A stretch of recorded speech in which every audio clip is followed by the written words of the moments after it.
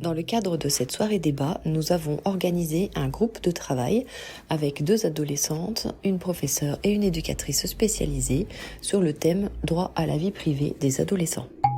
Première question, c'est quoi pour vous le droit à la vie privée ?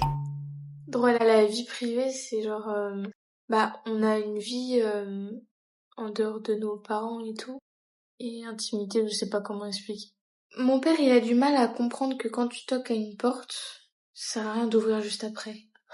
C'est pas pour faire joli, c'est pas pour annoncer ton entrée en fait. Mais sinon, oui. C'est pour demander si la personne veut bien. Voilà. C'est de capacité. Oui. Le mieux, ce serait quoi ? Ce serait qu'il toque ? Attends un peu, genre que je te réponde. Ah oui.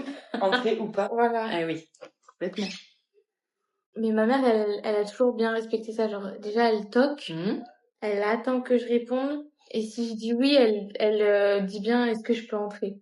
Je viens de me rappeler d'un truc. Oui. Il y a une fois, je dormais chez ma belle-mère. Donc, mon père, ma belle-mère, voilà. Et genre, il y avait beaucoup d'orage, beaucoup de vent, tout ça, cette nuit-là. Et mon père, il est entré dans ma chambre en plein milieu de la nuit sans toquer ni rien comme ça.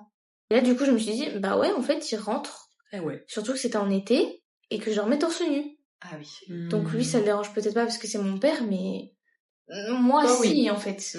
Oui, les autres nuits et les autres, des fois, juste les matins, il ouvrait la porte et il déposait du linge, des trucs comme ça et tout. Ah oui.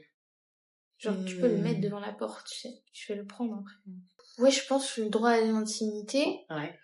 c'est genre, t'as le droit d'être seul, d'être tranquille un peu, genre, voilà, tout ça. C'est un peu facile de définir un peu les moments où on voudrait être tranquille. Mais par contre, si on est dérangé dans les moments où on veut être tranquille, c'est dur à dire qu'on est dérangé. Ouais. Bah, surtout quand c'est quelqu'un qui, par exemple, un patron ou un parent, quand tu dois l'expliquer, papa, maman, tu me déranges, monsieur, vous me dérangez. C'est un personne qui est entre guillemets plus haut gradé que toi.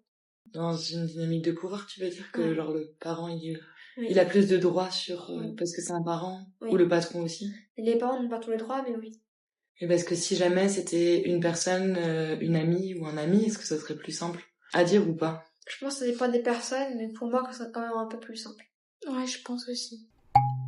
Ah oui, moi ça me fait penser, quand j'étais jeune, j'avais mis une affiche sur ma porte, ne pas déranger. Les petits trucs qu'on accroche à la poignée. Ben oui.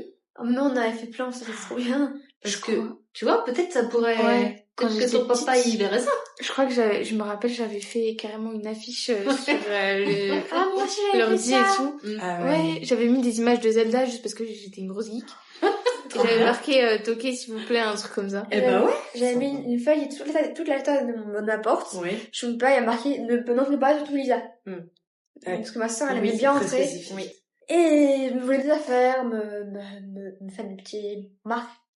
C'est quoi la pire attaque à votre intimité que vous si vous pouvez me dire, si vous si vous ne voulez pas, il y a pas de souci. Bah du coup, je pense soit mon père qui rentre au calme en plein milieu du matin pour poser du linge, soit pareil mon beau-père qui littéralement il fait ça. Oui. Ça c'est pourquoi tu toques, ça sert à rien. Quand t'es au collège et tout, et que tu dois aller aux toilettes parce que t'as tes règles, et que le prof il est là, non, tu veux que je le crie devant la classe, c'est comment je dois y aller là en fait. Puis même les profs qui demandent pourquoi. Oui, comment ça, pourquoi ? Bah je vais chier, ça t'intéresse ça ? Bah surtout c'est que ton corps c'est le tien. Donc si jamais tu veux le montrer, tu le montres. Oui. Et si jamais tu veux pas, t'as pas à le montrer. Bah oui. Mon père, il poste des photos de moi sur Facebook, Insta et tout sans prévenir. Ça, c'est horrible. Oui. Je le découvre des mois plus tard, il m'a rien dit. Ah ouais, faut lui dire. Je lui ai dit, papa, ça va, tu me poses ok ? Et il s'en fout. Enfin, il se dit quoi, lui ? Il te dit quoi ? Pourquoi il fait ça ? Mais je sais pas, en fait. C'est peut-être pour montrer à la famille. Et je lui dis, t'es belle. Mais c'est pas ça le souci, en fait.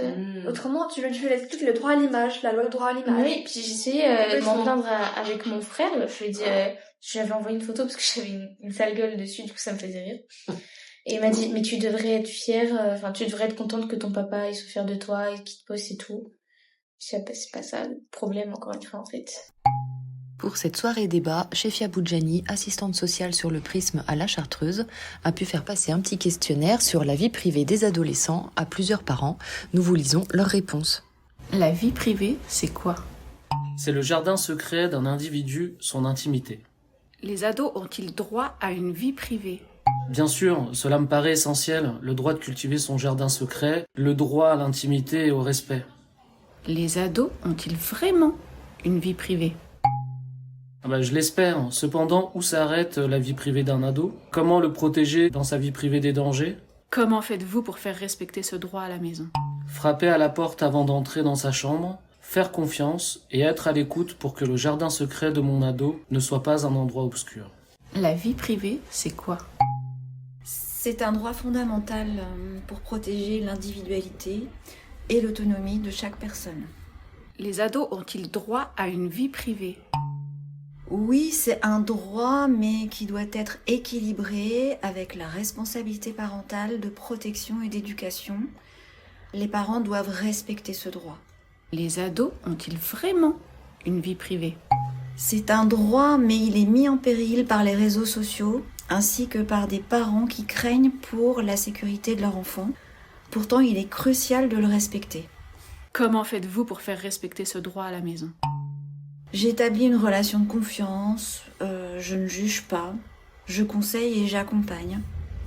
Mon fils sait qu'il peut tout me dire sans crainte, s'il estime être en insécurité ou s'il ne comprend pas quelque chose.